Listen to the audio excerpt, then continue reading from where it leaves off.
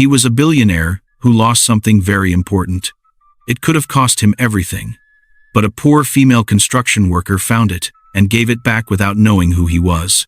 Why would someone that poor return something so valuable? And how did that one act change both their lives forever? Sit back and find out as we dive into the story of how a billionaire fell in love with a female construction worker who helped him in distress. In the heart of Lagos lived a young woman named Chidinma. She was just 24 years old, but had the eyes of someone who had seen too much. Every day before the sun fully came out, she tied a scarf over her rough hair, wore her torn boots, and walked to the dusty construction site down the road. Chidinma was not just any worker. She carried blocks on her head, mixed cement with shovel, and pushed wheelbarrows full of sand without a single complaint. Chidinma would sweat under the hot sun, earning money the hard way. Life had never been fair to her. When she was only 12, her parents passed away in a bus crash on their way home from the village. Nobody came to help. No relatives took them in. She was left alone with her two younger siblings, Emeka, who was just 8, and Grace, who had only turned 6. From that moment, Chidinma became their mother, their father, and their hope. She sold bread by the roadside at first. Then she washed people's clothes. When that wasn't enough, she begged a mason to teach her how to work at a building site. And that was how she started carrying blocks to survive. But no matter how hard things got, she never complained. Sometimes, when her hands were shaking from too much work, she would sit on the edge of the building, look up at the sky, and whisper, "One day, things will change." Little did she know, change was closer than she thought. Not too far away in the same city lived a young billionaire named Obiora. He was 30 years old, tall, calm, and very private. His face was always on magazines. His name was on billboards. He owned 2 big real estate companies, one in Nigeria and the other in the United States. Everyone talked about how rich he was. But there was something people didn't know about Obiora. He didn't like noise. He didn't go to clubs. He didn't trust fake smiles. Obiora was born into wealth, but he was not proud. His mother, a kind woman with soft eyes, always told him, "Respect everyone, no matter how small they look. True wealth is how you treat others." And he listened. Yet, even with all his money, cars, and houses, something was missing. Obiora had never found the right woman to love. Many women came into his life, beautiful, rich, well-dressed, but something always felt wrong. They acted like love, but it smelled like greed. He would always say he wanted a genuine woman, a woman with virtue, not one who loves my pocket, but one who understands pain, one who sees me, not just what I have. But what Obiora didn't know was that that woman was very close. Fate was already writing their story, and very soon their 2 worlds, so different, so far apart, were about to collide. But not in a way anyone could ever expect. After more than 10 years of living and working in the United States, Obiora decided to return to Nigeria. He didn't come back to show off. He came back for vacation. He wanted 2 quiet months to rest, check on some of the land he owned in different parts of the city, and enjoy simple moments. In the morning, Obiora woke up feeling light. He decided to go shopping and also inspect one of his properties.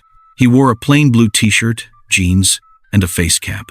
No suit, no flashy cars, just him and one of his regular black SUVs. "I just want to breathe today," he said as he picked up his car keys.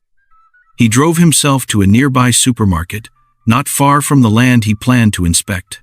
Inside the supermarket, Obiora picked a few snacks, drinks, toothpaste, and other important items. He smiled at the cashier, paid for everything, and carefully slipped his brown leather wallet into his back pocket. But as he walked toward his car, something fell.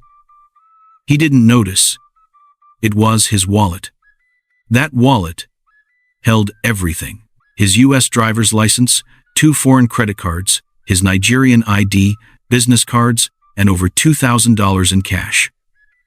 When he got into his car, he felt so calm. He even opened a bottle of water and drank slowly before starting the engine. He had no idea what he had just lost. His peace was about to be shaken. That same morning, Chidinma was walking to the construction site. But she had woken up feeling a bit hungry, so she decided to pass by the supermarket to get a soft drink and snacks. She counted the money in her bag twice to be sure it was enough. After buying what she needed, she stepped out of the supermarket quietly. But something caught her eye near the vehicle parking area of the supermarket. A brown leather wallet. She paused. She looked around. Nobody seemed to be searching for anything. She stepped closer, bent down slowly, and picked it up. It felt heavy. She looked inside and saw a lot of foreign money, business cards, and some documents. Chidinma's eyes widened. "Ah, who left his wallet here?" she said softly. She took a step back, opened the wallet properly, and saw business cards. She picked one and tried to read the number, but it had an international code. There was no WhatsApp contact, and no Nigerian number was listed. She tried to call the foreign number, but it wasn't connecting. For a moment, she looked around again. Nobody had returned to look for anything. She could have walked away. No one would have known, but something in her heart said no. She walked back into the supermarket and went straight to the cashier. "Excuse me," she said. "I found this wallet outside around the parking area. I think it might have fallen out of someone's pocket." The cashier looked surprised. "You mean someone lost this kind of wallet?" the cashier said. Chidinma nodded. "Yes, please give it to security. When the owner comes, please return it to him." The cashier stared at her.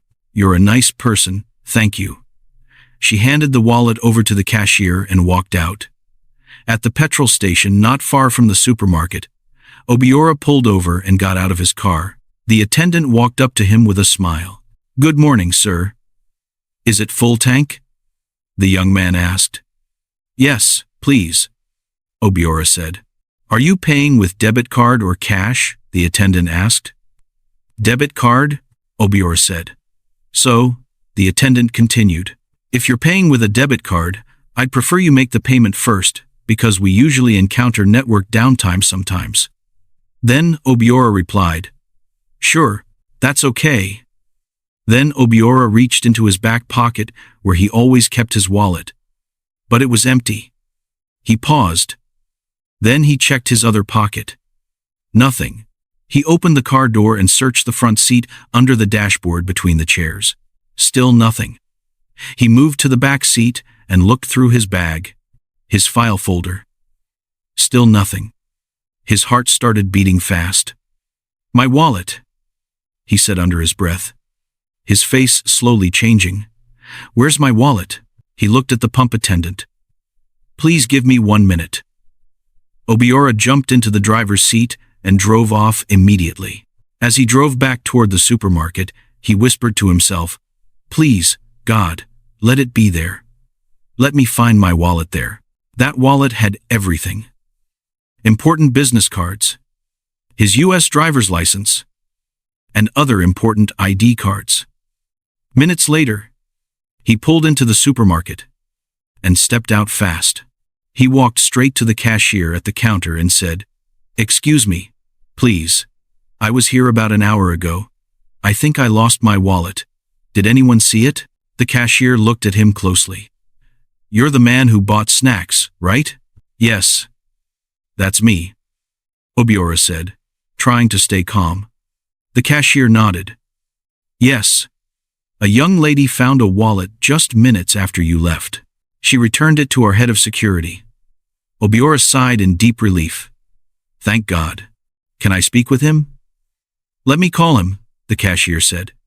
She stepped out to call the security officer and came back with a tall man wearing a dark blue uniform and a tag that read, "Mr. Tunde." "Good morning, sir," the man greeted. "Good morning," Obiora replied. "I lost my wallet this morning. I was here to buy some items. The cashier just told me someone found a wallet and gave it to you." The man nodded. "Yes, sir. A young lady dropped a wallet here not too long ago. But do you have proof that it belongs to you?" "Yes," Obiora said quickly. "My business cards are inside. My name is Obiora Nwosu. You will also see a passport photograph. The security officer opened the small drawer beside the counter and brought out the brown leather wallet. He opened it and saw the business cards and the photo. He looked back at Obiora. You're correct. This is yours. He handed the wallet over. Obiora opened it slowly, one side at a time. Everything was still there. The cash, the documents, the cards. Nothing was missing. He held the wallet tightly and turned to both of them. Where is the lady, the one who returned this? The cashier smiled. She didn't say much. She only came to buy snacks and a soft drink. She saw the wallet outside and brought it in. Obiora blinked. She didn't leave a number? No, sir, the cashier replied. She didn't even wait for a thank you. Obiora paused, then requested for a small piece of paper and pen. He wrote down his phone number carefully. He folded the paper and gave it to the cashier. Please, he said, if she ever comes back here, give her this. Tell her to call me. Okay, sir. The cashier nodded. Obiora then reached into his wallet, pulled out some Naira notes, and handed them to both the cashier and the security guard. Thank you, he said. Not just for keeping it safe, but for being part of something honest. They both thanked him with big smiles. But as Obiora walked back to his car, he looked around the premises, hoping to see the lady who was so kind and honest enough to return his wallet. She was gone. But something in his heart told him this wasn't the last time they would meet. That night, Obiora lay wide awake in his large bedroom. The lights were off, but his eyes were open. He turned from side to side, but sleep refused to come. His thoughts kept going back to the kind young woman at the supermarket, the one who returned his wallet without taking a single thing. He placed his hand on his chest and stared at the ceiling. Wow, she has proven that there are still honest people out there, he whispered to himself. She saw that money, and she didn't touch it. He sat up on his bed and shook his head slowly. I don't even know her name, he said softly. I wish she had left a number. I wish I could thank her myself. I hope she comes back, he said. She truly deserves to be rewarded. People like her are rare, so rare. 3 weeks later, Chidinma returned to the same supermarket. She had finally saved a little money and wanted to buy some groceries for herself and her younger siblings, Emeka and Grace. As Chidinma pushed a shopping trolley through the entrance, she looked tired but focused. She didn't notice the cashier by the counter waving at her. Excuse me, Ma, the cashier called. Chidinma kept walking. Ma, excuse me. Still no answer. But then someone tapped Chidinma's arm and whispered, Hello, the cashier is calling you. Chidinma turned back slowly. The cashier quickly came forward with a small smile. Good afternoon, Ma, she said kindly. I'm sorry for disturbing you, but someone asked me to give you this. She handed over a folded piece of paper. Chidinma blinked in surprise. Who gave you this? She asked. The cashier's smile grew. The man whose wallet you returned weeks ago, he said. If you ever come back, I should give this to you. Chidinma froze. Her fingers tightened slightly on the paper. She looked down at it. There was a phone number written on the paper. Her heart beat faster. She didn't expect anything. Not after 3 weeks had passed. She had forgotten about it even. Oh, okay. Thank you, she said softly. The cashier nodded. He seemed very serious about wanting to thank you, cashier said. Chidinma folded the paper and held it in her hand as she continued shopping. But her mind was no longer fully in the store. She kept thinking about the paper and what it could mean. On her way home, she carefully put the paper inside her shopping bag. When she got back to their small apartment, she dropped the bag in the corner and went straight to the kitchen. Later that evening, when Grace, Chidinma's younger sister, had unpacked the items Chidinma bought from the supermarket and was cleaning the house, She gathered the used paper bags that Chidinma had returned with from the supermarket and disposed of them in the waste bin outside the house. She had no idea that there was a phone number inside the paper bags. And by the time Chidinma remembered, it was already too late. The next morning, Chidinma woke up feeling light in her heart. Then her mind went back to the paper the cashier gave her, the one with Obiora's phone number. She smiled softly. Today, I'll call him. Later that day, when Chidinma was ready to call him, she opened her handbag to search for the phone number. Then she paused. She suddenly remembered she had placed the piece of paper inside the shopping bag she brought back from the supermarket. She quickly called out, "Grace." Grace answered from outside the house. When she came in, Chidinma said, "Please help me check for the paper bag I came back with yesterday. There's a small piece of paper inside." Grace froze for a moment, then replied, "Is it something important? Because I already threw it away yesterday." Chidinma's eyes widened. "Oh no." Without thinking, she ran out barefoot across the street, straight to the big green waste bin by the corner. She didn't care who was watching. She reached the bin, opened the lid, but it was empty. Completely empty. The trash collector had already come. Chidinma stood there, frozen. Her heart sank. She looked down at the empty bin and felt something tighten in her chest. Her hands dropped by her sides. Her legs felt weak. She slowly sat on the pavement beside the bin. She stared at the ground and whispered, "God, why now? How could this happen?" Tears rolled down her cheeks, quiet and steady. But after a few minutes, she wiped her face with the edge of her dress. She stood up and said softly to herself, "If this is meant to be, it will still happen." She thought about going back to the supermarket, to tell the cashier, maybe ask for the number again, but just as she turned to go, she stopped. She didn't want to look desperate, so she took a deep breath and walked slowly back home. But deep inside her heart, something still hoped. 2 weeks passed. Life went on. Chidinma went back to work at the construction site, waking up early, coming home late as usual. Then, one Saturday morning, her neighbor knocked on the door. "Chidinma," the woman said, "there's a free outreach at the local government secretariat. They're giving out food, books, and even free beverages. It's from one big real estate company. You should go with your siblings. I'll be there too." Chidinma nodded. "Let's go." When they got to the event, the place was full but peaceful. People stood in line. Volunteers gave out bottled water, beverages, and packs of rice. Chidinma was given a small pack of rice and some tomato paste. As she turned to leave, something caught her eye. By the refreshment table, a lady was helping to serve juice. Her face looked familiar. Chidinma looked again. It was the cashier from the supermarket. The lady looked up, squinted, then smiled brightly. "Ah, you. You're the one who returned the wallet, right?" Chidinma smiled, too. "Yes, Ma. I'm the one, but I lost the number you gave me." The lady's smile grew wider. She leaned close and whispered, "The man is here. He's the one sponsoring this whole event." Chidinma's heart jumped. She froze.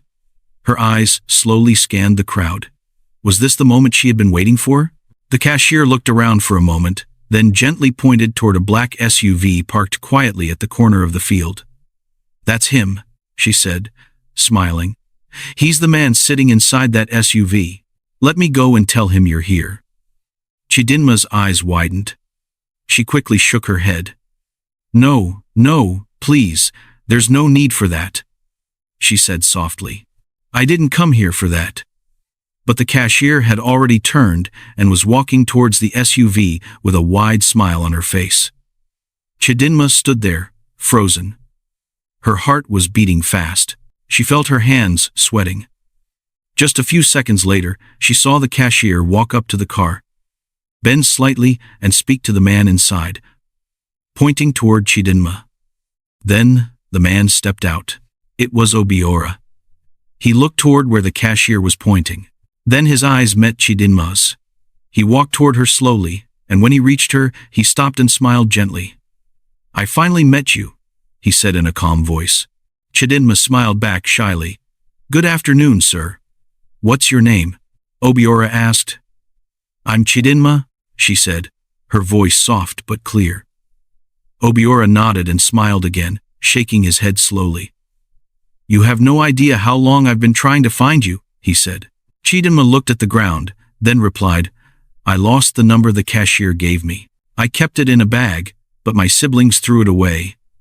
Obiora smiled lightly. I'm sorry about that, but maybe today wasn't a mistake. Maybe we were meant to meet here. He looked at her kindly. How did you hear about this event? Chidinma replied. A neighbor told me. So I decided to come. That's nice. I'm really glad you came. Then, he brought out his phone and held it out to her. Please type your number here, he said. Chidinma took the phone with both hands and carefully typed in her number. Then he gave her a missed call right away so she could save it. Please call me when you get home, Obiora said gently. Chidinma smiled brightly. Okay, sir, she replied, her voice full of joy. Before leaving, Obiora reached into his car and brought out a small brown envelope. He handed it to her quietly.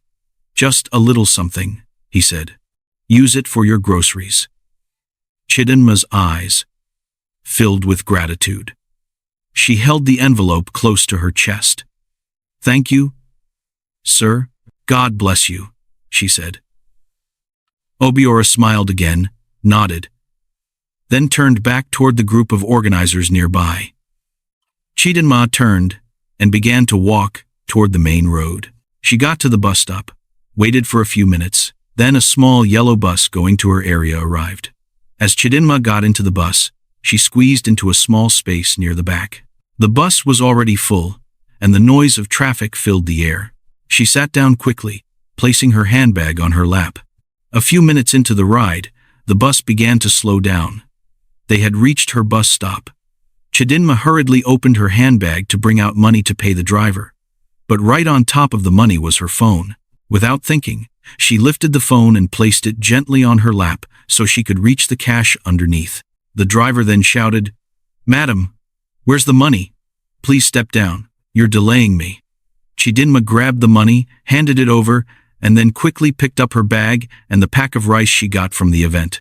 In the pressure to get off before the bus moved again, she forgot the one thing she had placed on her lap. Her phone. She stood up fast, stepped off the bus, and joined the crowd on the sidewalk. The bus door closed behind her and the driver pulled away. Inside the moving bus, Chidinma's phone quietly rolled from the seat to the floor unnoticed. She had no idea what she had just left behind. Not yet. When she got home, she opened her bag to bring out her phone. She wanted to call Obiora and say thank you again, but the phone was gone. That was when she remembered the phone had been on her lap and she had stood up too quickly. Chidinma sat on the floor. Her eyes were red, but she held back her tears. She closed her eyes and whispered with a quiet voice, God, you are faithful. Even with the pain in her heart, she still believed. Later that night, Obiora sat in his living room. His heart was full of excitement. He smiled to himself as he remembered Chidinma's quiet smile, her soft voice, and how her eyes lit up when he gave her the envelope. He wanted to hear her voice again. He picked up his phone and dialed the number she had typed in earlier, but it didn't ring. It went straight to a voice message. This number is switched off. He paused. Then he tried again. Still off. Maybe her phone battery is low, he said to himself. Or maybe she turned it off to rest. He waited for about 30 minutes and tried again. Still off. Obiora leaned back on the couch. A strange feeling began to sit in his chest. Why is the phone still off? He whispered. By the next morning, he was restless. He dressed up quietly, got into his car, and drove back to the same supermarket. When he got there, he walked straight to the cashier. Good morning, he greeted. The lady looked up and smiled. Good morning, sir. Please, Obiora said. Do you by any chance know where that young lady lives? The one who returned my wallet. Chidinma. The cashier paused, then shook her head. No, sir. She never told us where she stays. She only came to shop and left. Obiora's shoulders dropped a little. He nodded slowly and forced a smile. All right, thank you. As he walked back to his car, his mind was full of questions. Did she block me? Did something happen to her? He didn't know what to think. He sat inside his car for a few minutes, silent, staring through the windshield. Then he started the engine and drove back home. 2 days later, Obiora decided to visit a relative. He thought it might help him clear his mind. While driving along a quiet street not too far from the outskirts of town, something caught Obiora's eye. An elderly woman was sitting beside a small wooden stall. Her head leaned against the dusty wall, her legs stretched out on the floor. A few oranges sat on the table. He slowed down a little, eyes still on her as he drove closer. His eyes locked on her face. His chest tightened. He looked again, now more certain. Yes, that's her, he whispered. Obiora gently pulled over by the side of the road, turned off the engine, and stepped out quietly. He walked over slowly, watching her closely. Then his heart skipped. He knew her. Obiora stepped closer and called out gently, Mama Adeze. The old woman woke up quickly. She looked frightened. She was Obiora's childhood nanny. Please, who are you? She asked, her voice weak. Obiora smiled softly. It's me, Obiora, the son of Mr. Nwosu, the husband of Ngozi. The woman's eyes widened. She stood still for a moment, searching his face. Then she covered her mouth with both hands. Nwosu? She asked. Your father is Nwosu. And your mother? Ngozi. Obiora nodded. Yes, Ma. The woman gave a small cry of joy and hugged him tightly. My son, she said, you've grown so much. I used to carry you on my back. I worked for your parents many years ago. Ah, God is wonderful. Obiora smiled and held her hands. Mama, what are you doing here? Why are you sleeping outside? The old woman sighed and looked away. It's a long story, my son. Obiora didn't need to hear more. He gently held her arm. Come, let me take you home. Without hesitation, she followed him. He helped her into his car, and they drove off quietly. When they got to his house, he gave her a warm room to sleep in, fresh clothes, and food. The next morning, Obiora walked into her room and greeted her with a smile. Good morning, Mama, he said. The old woman sat up slowly and looked at him with tears in her eyes. Good morning. My son, she replied. Obiora quickly came closer and used a handkerchief to wipe her tears, but her voice broke as she spoke. My son, God will bless you. You don't know what you've done. You've taken me away from shame and begging. Those words cut deep. Obiora looked at her and said in a calm, firm voice, You will never beg again. And he meant it with all his heart. Then Obiora led the old woman to the sitting room. He gave her a warm tea and then sat across from her and asked gently, Mama, why were you lying by the roadside? What really happened? The old woman sighed deeply. Her eyes looked far away like she was seeing old memories. My son, she began slowly.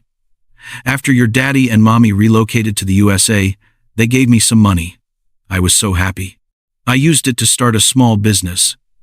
I began selling food items in a local market. I also rented a small apartment. Obiora listened quietly, nodding as she spoke. Things were going fine at first, she continued. But years later, the business started going down. Food prices went up. People were not buying like before.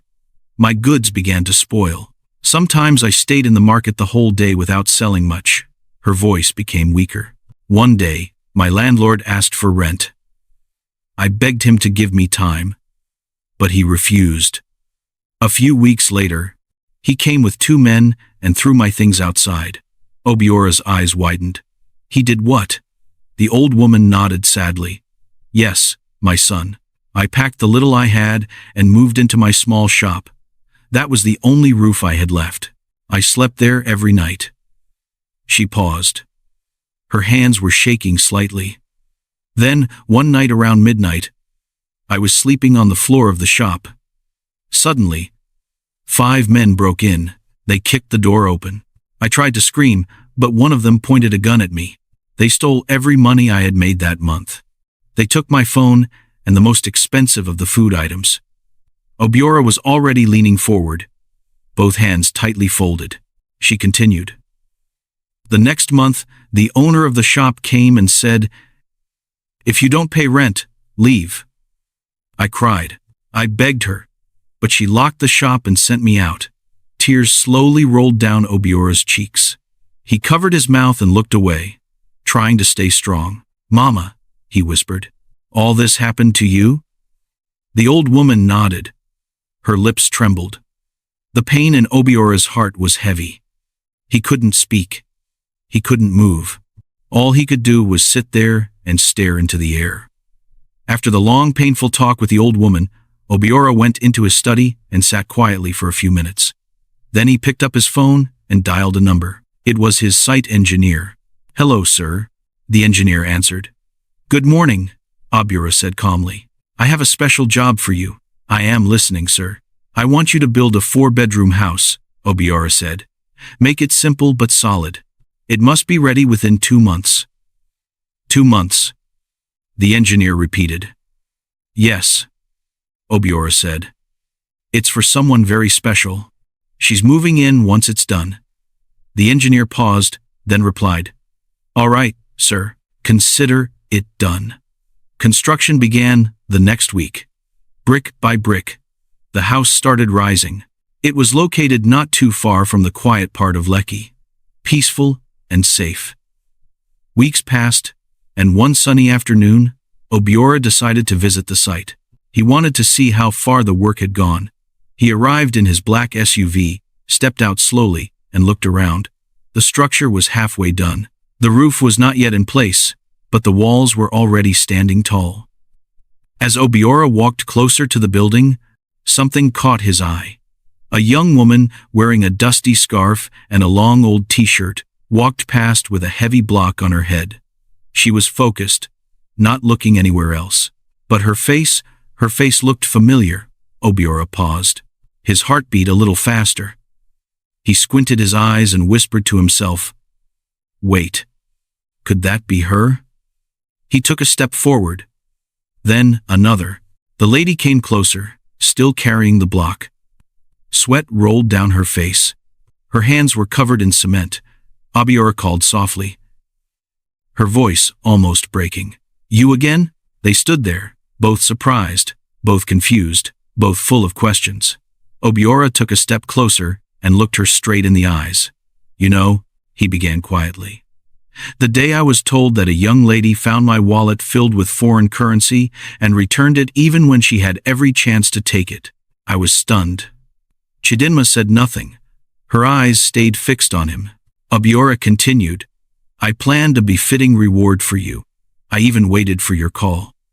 But now seeing you here, carrying blocks under the hot sun, doing the kind of work only men do, and still knowing that you returned that wallet without touching the money," he paused, shaking his head slowly in disbelief. "It makes me even more intrigued." Then, in a calm but firm voice, he said, "Right now, I need you to drop that block and come with me." Chidinma's fingers tightened around the block. She looked up at him, silent, unsure what is the plan Obiora had prepared for her. And now that he has seen her true struggles, what will he do next? Will this very moment be the beginning of their love story? Stay tuned for the continuation of the story. Thank you so much for watching the story all the way to the end of part 1. If you loved this story and you want me to continue it, please drop a comment below saying, "Continue the story." Don't forget to subscribe to this channel and turn on the notification bell so you'll be the first to know once the next part is uploaded. Thank you once again for watching, and I can't wait to see you in the continuation.